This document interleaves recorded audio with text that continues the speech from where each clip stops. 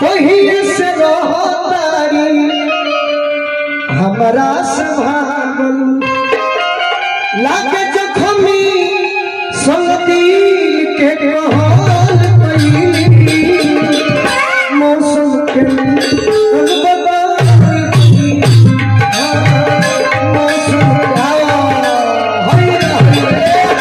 ऐसा नहीं, हमने भी मोहब्बत किया है आपसे।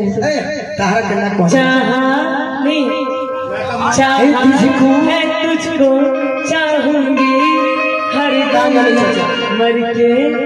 अरे लय से मारो, लय से चाह है तुझको चाहूंगी हर दम मर के तुझको ये प्यार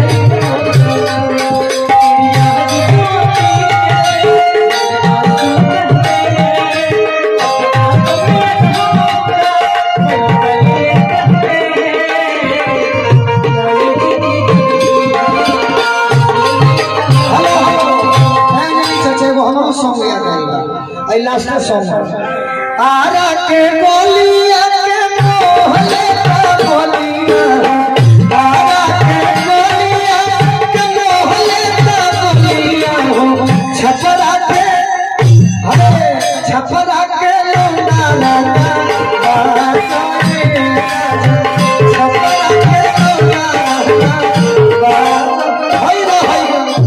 चाहा है तुझको चाहूंगे हरदम। लेकिन गोलू रजक के आज के कार्यक्रम के अंत एजा से हुई तो श्री भगवान रौना फिर कभी मिलेंगे, जिएंगे तो जरूर मिलेंगे। तो श्री भगवान रौना जगत के दाता हो श्री भगवान रौना जगत के दाता हो मट्टी के फेर देनी मट्टी के विपत के टेर देनी और करुणा निधार रौरा जगत के बढ़ते छठ करुणा निधार जगत के।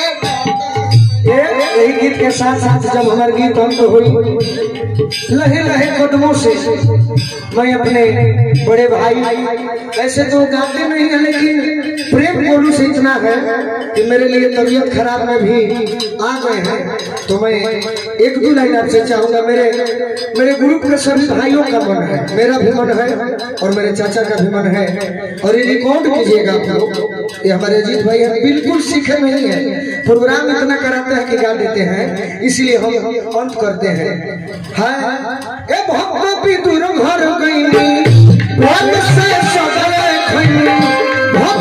दूर घर गई प्रेम से सदरे खैनी छोड़ के भगवान रौरा जगत के दाता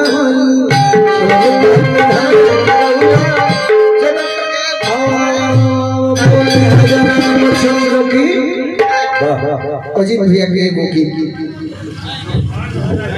हेलो हेलो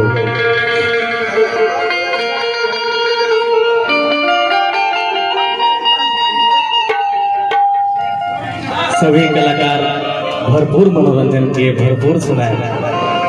अब जो गाता नहीं है बस सुन के जो गाता है उनका एक लाइन सुन लीजिए। तरे मन मूरख चेत करा